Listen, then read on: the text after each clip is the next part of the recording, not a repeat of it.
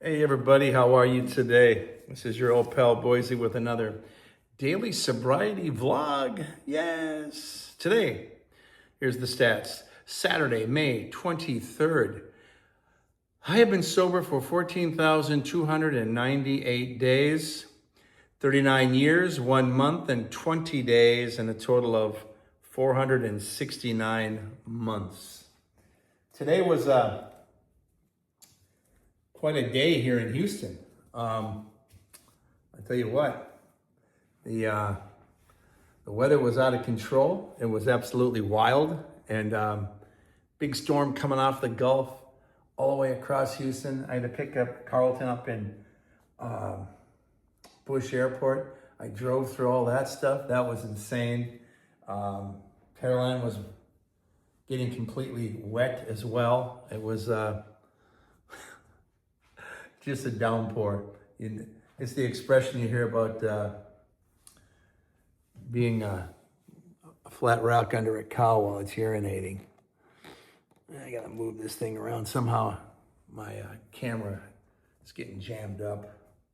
Just having one of those days today. That's when you see a lot of shaking going on. It's like, it's got a lot of herky-jerky moves to it. And then it's not following me either, so real fun. But technical difficulties, why not, right? I'm gonna stop moving. We're just gonna sit in the great room, as they call it, and just chill. How's that sound? Is that good with you? It's good with me. Got a lot of excitement here. We have ourselves a new cat.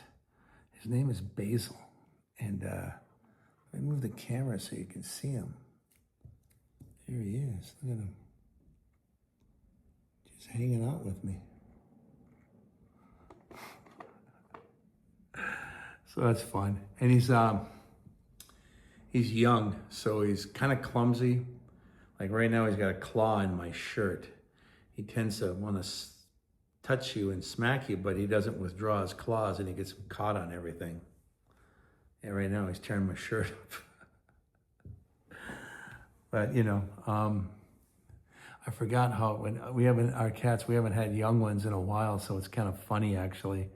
You forget what they go through and how clumsy and awkward, and sometimes they draw blood. They end up playing with you and scratch you hard because they're just playing and they don't realize what they're doing. And right now he's trying to unhook himself from my shirt, and I'm trying to help him, and he's pulling and he's biting at my fingers for helping him. And he's biting my shirt, causing quite a stir, actually. But, so we're gonna have to deal with that while we're talking. And I think he got loose. No, he got another one in me now.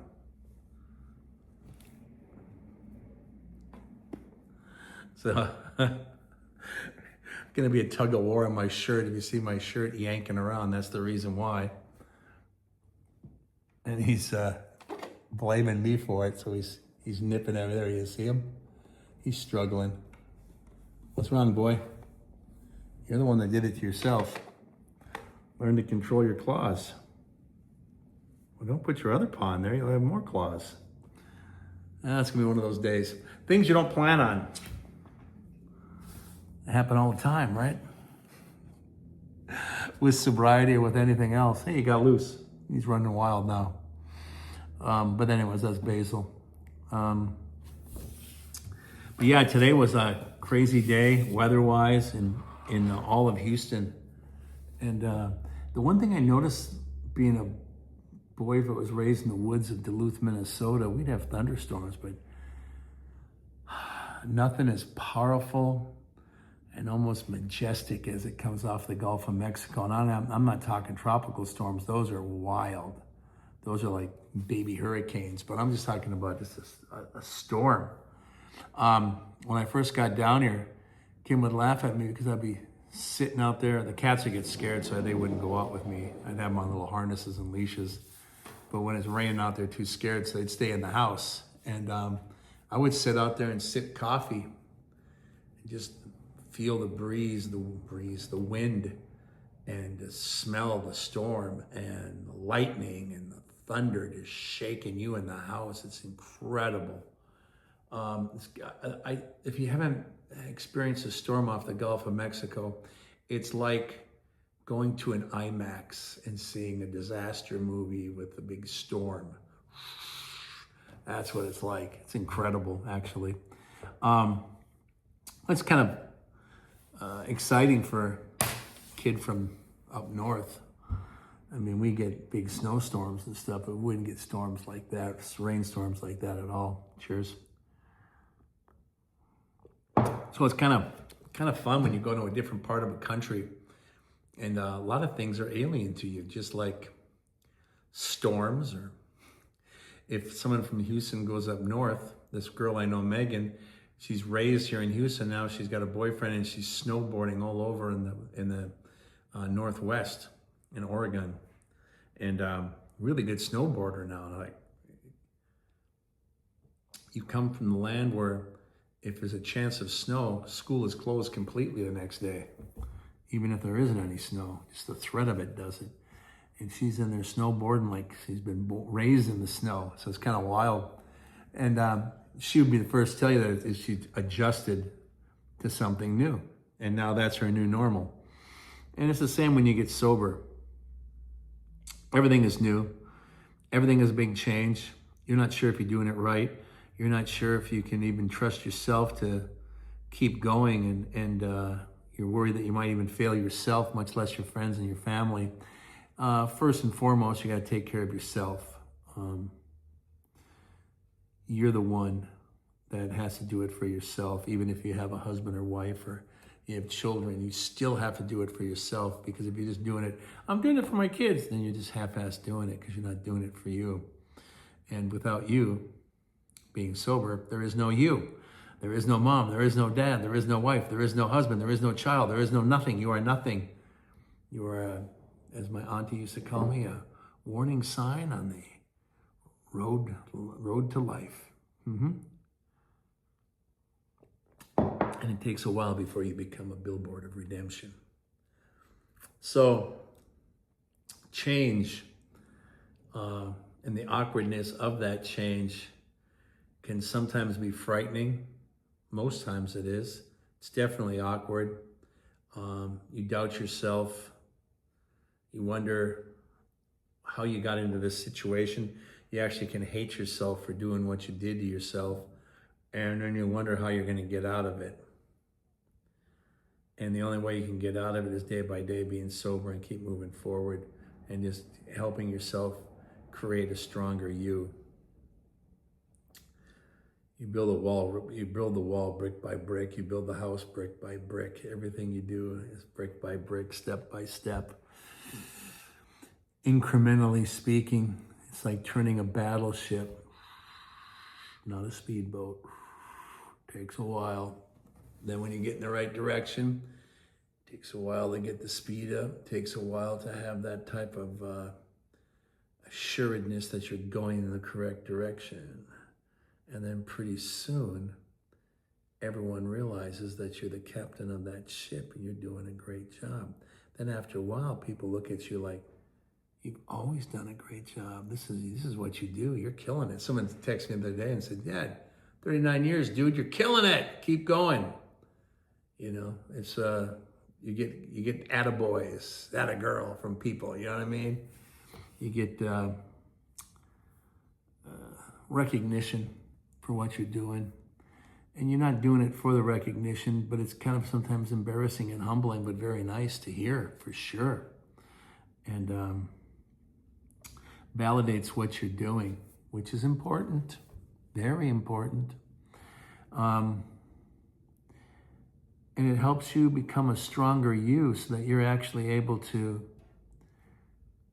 provide a better you at work, provide a better you in the community or your church where your organizations are, your family, be a better brother or sister, be a better neighbor, someone that people can actually look up to and appreciate you being around. It's really important, it really is. And that's basically self-motivating too, because you're looking at things in completely a different set of eyeballs. Things are absolutely exciting and frightening. And you really have to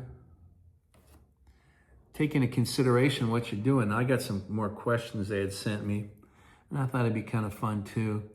This is about asking an addict in recovery. So this is not just the alcoholic, this is the addict. And I'm both, so yeah. What's been your biggest success since entering recovery? Being sober. I mean, that's kind of an obvious one, right? But my relationships, the way I've reestablished relationships with the connections and relationships that I had with people existing that I damaged, that I destroyed. It was nice and a slow, be patient. Oh my God, it feels like forever to get these things going and get them to the point where you actually feel like it's almost like it was. And it's almost like you've completely recovered your broken relationship, and actually you're starting to enhance it. And in the words of David Burns, it's suddenly not the same as it ever was, same as it ever was. It's actually better, it's actually improved. If it's someone you love, your open conversations become certainly more intimate, more meaningful, and that equates to just the quiet moments become really comforting, just wonderful. You actually feel like there's an umbrella over you when it rains, and you and your loved ones are actually safe because you're under the umbrella of sobriety, and your relationships with your children and your wife and your husband or whoever the situation is has become tighter. That is a wonderful feeling. That is a reward in itself. You're able to get recognition at work. You might get promotions because of the new you eventually. And you're going to appreciate that. And then you're going to celebrate it when you bring it home to your family. Cheers. Those things they're priceless. And it says to you that you're becoming a success. This is the right direction. You knew it was the right direction, but now you're being rewarded, which validates everything, so that you can actually start talking to other people and go, this is the way you got to go when you give advice to someone. This is where I was. This is what happened to me. Now I'm over here and I'm doing a lot better. And you could be that person too. There's no reason why you can't be that person.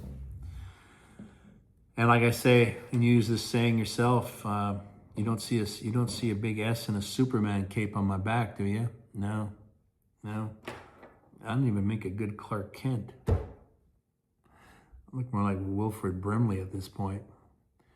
For those of you who don't know who Wilford Brimley is, you're going to have to Google that, because he was in a movie called Cocoon, which was a Ron Howard movie, and he was an older fella, and he was an actor that was an actor for years, but suddenly became more well-known in acting world because of his stately way of doing things. Almost like John Houseman, but he was a little more highbrow, let's say. Or I could be like Chuck Schumer. When I get serious, I pull my glasses at the end of the nose, and I tell you what, I was so upset with the president that I wrote a strongly worded 10-point bullet point memo to the White House so they know I'm serious. It was a 10-pointer. I come from Minnesota. 10-pointer is a pretty good buck, hey? That's a good deer hunting season there. You got yourself a good buck. Did you get a picture? You gonna get the antlers done? Put them in the garage? Hey, good job, eh? Old Chuckles in his 10-pointer. See, I even give a hard time to the Democrats too when they need it. because I call balls and strikes. That's what you got to do when you're sober. You got to look through the world through sober eyes. You're looking at yourself, and you're looking at your family, looking how you damage you did to the family. What can you do to make it better, and the world around you? And then eventually equates into politics. And if you are strong with yourself, you're not going to be easily misled by someone who wants to weaponize your empathy or your lack of education or knowledge in a certain topic, and then they manipulate you. Because once they get their vote, they can do whatever the F they want. They don't care what you got to say. So make sure you pick the right. Make sure you choose wisely. Like in the Indiana Jones, what was it? What was Sean Connery played his father. And they're like picking the chalice that Jesus would have drank from. Oh, it's the king, the gold, this is it. And the old knight was like, he's chosen unwisely. And Indiana Jones grabs the wooden cup, the least fanciest, because that's what Jesus would have drank, was from the less gaudy, the less golden, the more humble. And that was the correct one. You have chosen wisely. But you must choose wisely with yourself and your decisions. It's good though, when you're in a community of sober folks, you're going to get some feedback, very vital. Look at here. See that one right there? That's the baby of the family, or originally the baby. Now Basil's the new one. But that's Midge. She's showing her butt. Yeah. Just going to go sit down over there. Go stare at Buddha for a while. It's her temple. But anyways, for me, the reward was the relationships. There's a lot of other rewards I could do, and I probably will touch on it again when that question comes back up. But the main one is the relationships, and I'm talking broadly and vaguely, but more importantly, the intimate relationships that you'd have with a wife, a girlfriend, a boyfriend, that type of thing.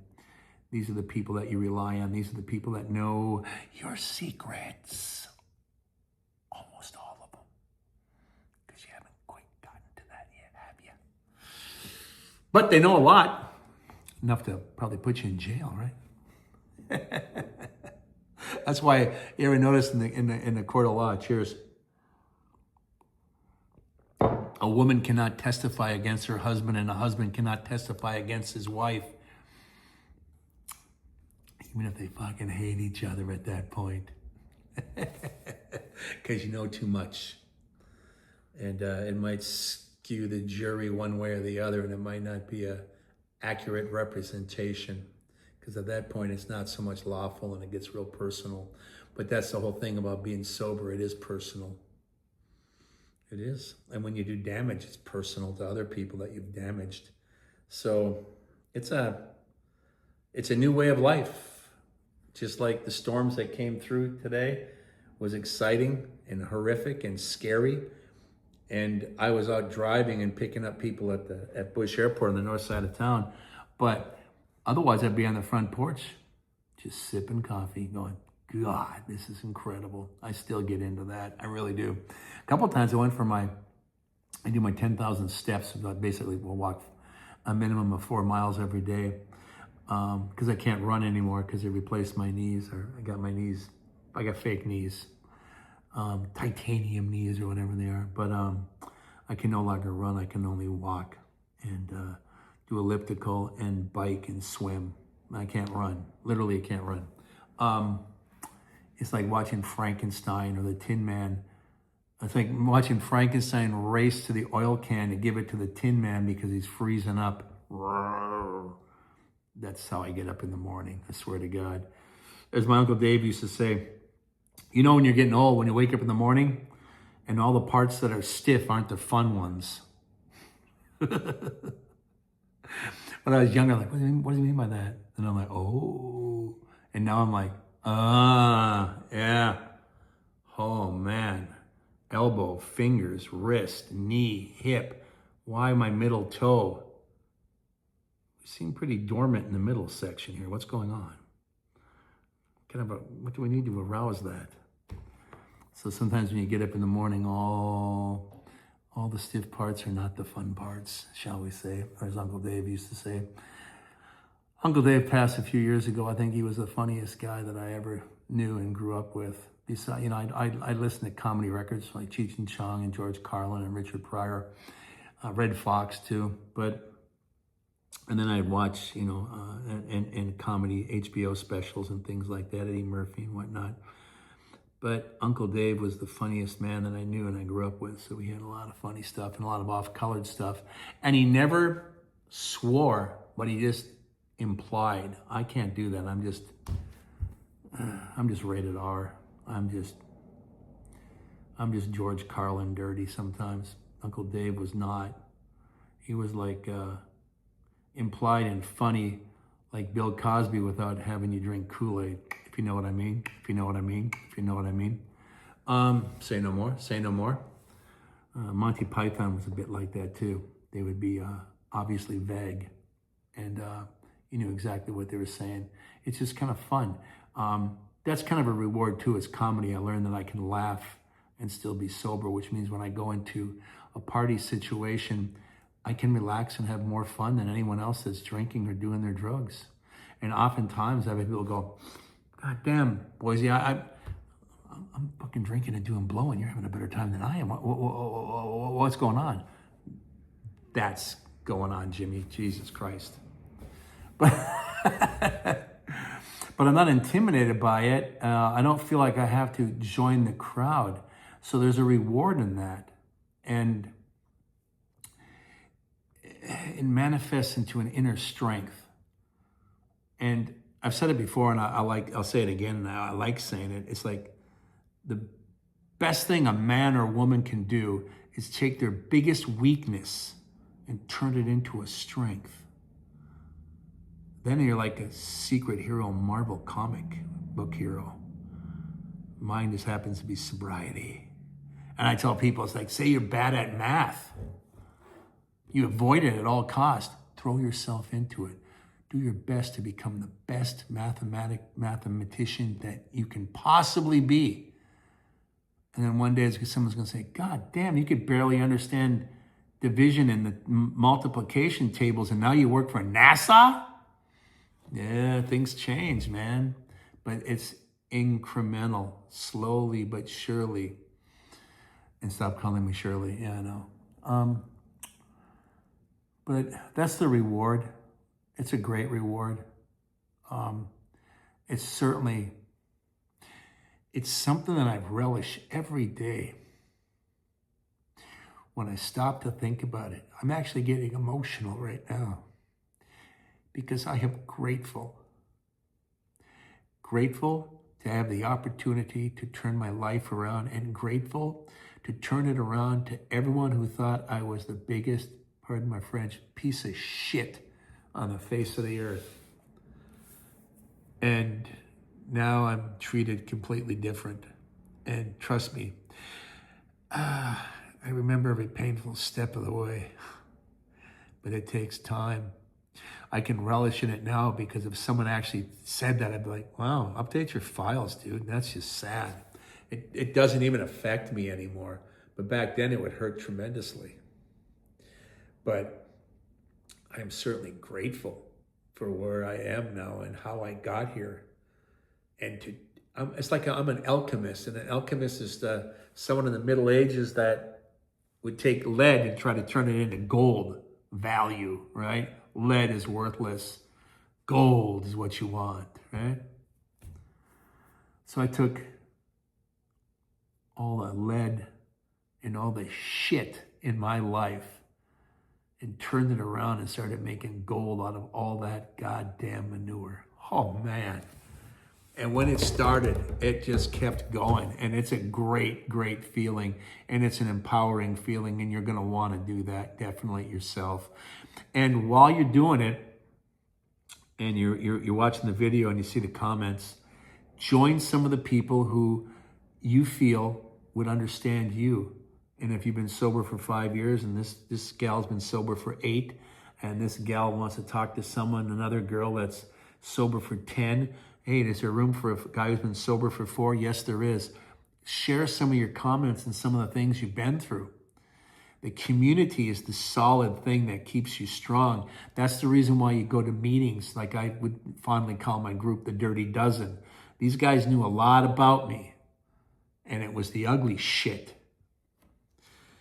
And I knew a lot about them, and it was ugly shit. But you gotta process it through, and you don't even do it once.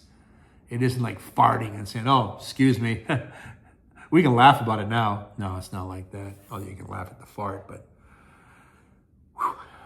And obviously they do, because I see a lot of the videos on Instagram and YouTube and Facebook.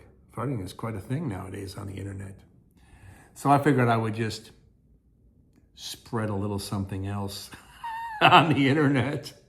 Sobriety as opposed to breaking wind, as they say. Cheers. I know I'm getting off topic because I'm enjoying it, and I enjoy sharing stories with you, and I enjoy questions like that one about the addict, and the recovery and the joys that I experienced, and I elaborate on everything as best I can. But like, subscribe, comment. Thank you, Patreon, Venmo, Cash App, buy me a coffee, ding, ding, ding, ding, chime. I appreciate you spending time with us in the sober community. I appreciate you going forward on your journey sober. You'll get stronger every step of the way. Some of you that have been around for a while, let me know how you're feeling. Let me know how strong you feel. Because there's some of our friends that need a little more pep talk in the group. Be there for them. Be the rock that they need to lean on. Be their rock. That's all we can do is help each other. And I thank you for being here with us. I thank you for joining me from the bottom of my heart to the top of my soul. Yes. And in the words of, and there he is back there, Ringo, peace and love, everybody. Peace and love. I love the fact that you join us on a Saturday night after the storms have subsided here in Houston, H-Town, 8:21 in the evening. Let's do the stats one more time when I say goodbye to you. Today is Saturday, May 23rd.